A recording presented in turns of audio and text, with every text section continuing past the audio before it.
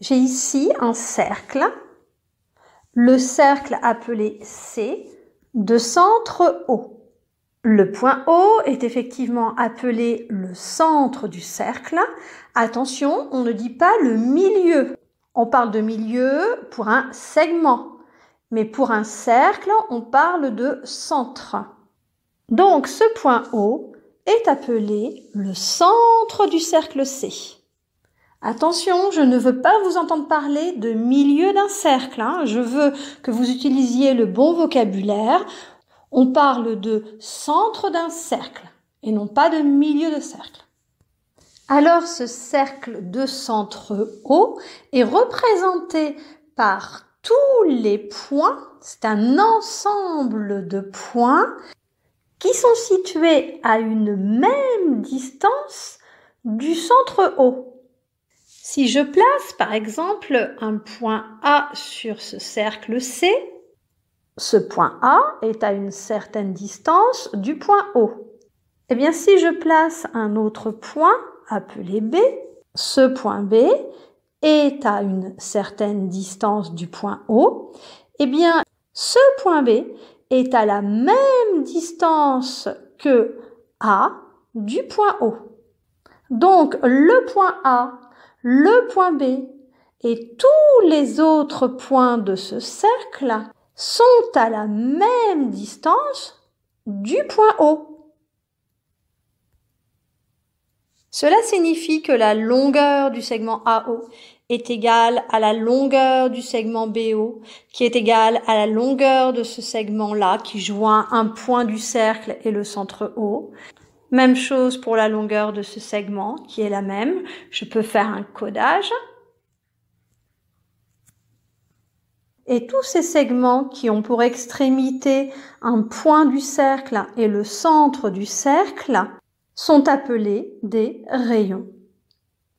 Le segment AO est un rayon du cercle. Dans un cercle, il y a une infinité de rayons et tous ces rayons ont la même longueur. Si je prolonge le segment BO avec ma règle, j'obtiens ici un point d'intersection que je peux appeler par exemple E. Le point E étant sur le cercle C, le segment EO est également un rayon du cercle. La longueur du segment EO est égale à la longueur du segment AO qui est égale à la longueur du segment BO. Puisque tous ces segments sont des rayons du cercle. Si vous préférez, vous pouvez écrire la longueur OE plutôt que la longueur EO est égale à la longueur OA qui est égale à la longueur OB. Pour la longueur d'un segment, que j'écrive la longueur EO ou bien la longueur OE, c'est la même chose. Le segment EB tracé en vert est constitué de deux segments, le segment EO qui est un rayon et du segment OB qui est aussi un rayon.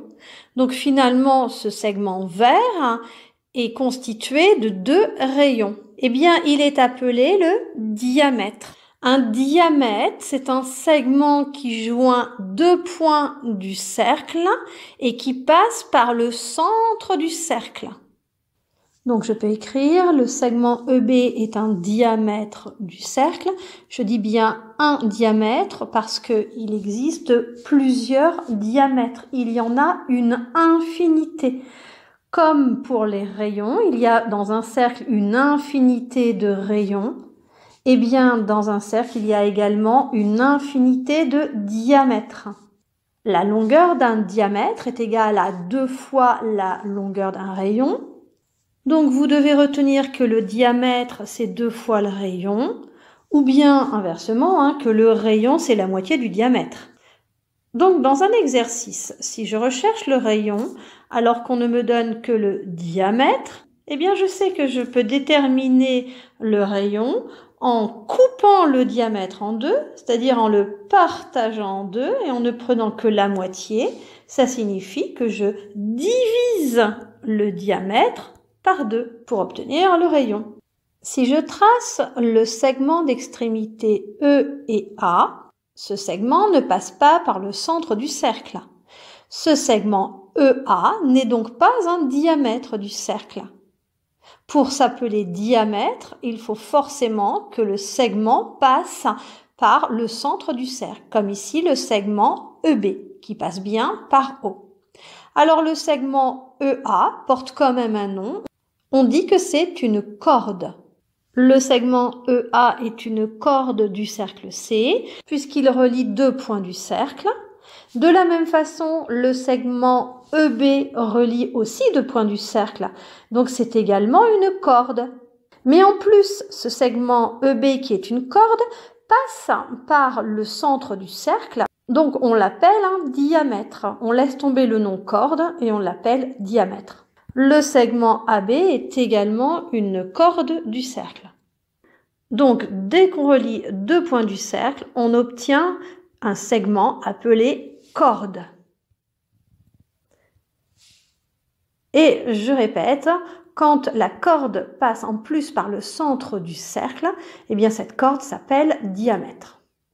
Les points situés sur le cercle, entre le point F et le point A, représentent un arc de cercle. J'ai donc ici un arc de cercle. Un arc, c'est une partie, une portion d'un cercle. Évidemment, de l'autre côté, j'ai également un arc. Faites attention à la notation, la partie du cercle entre les points E et A est l'arc de cercle et on note l'arc de cercle avec les deux points E et A, avec au-dessus un arc de cercle. Ce n'est pas un chapeau pointu comme un accent circonflexe qu'on écrit au-dessus d'un angle, comme par exemple l'angle ABC. Non, c'est pas ça du tout. Ici, j'ai quelque chose d'arrondi.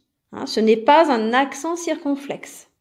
Alors bien évidemment, de l'autre côté du point E et du point A, j'ai également un arc de cercle. Faites attention, la corde, c'est un segment qui relie deux points du cercle, alors qu'un arc de cercle, c'est l'ensemble des points qui sont situés sur le cercle, entre deux points de ce cercle. Une dernière précision, ne pas confondre cercle et disque.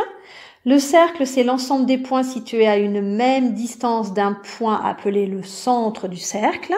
Le cercle est donc un ensemble de points qui constituent une ligne. Je suis en train de passer sur le cercle, alors que le disque est constitué de tous les points à l'intérieur du cercle. C'est donc pour cette raison qu'on parle du périmètre du cercle, lorsqu'on calcule la longueur du cercle, et que l'on parle de l'aire du disque, puisque l'aire est une surface.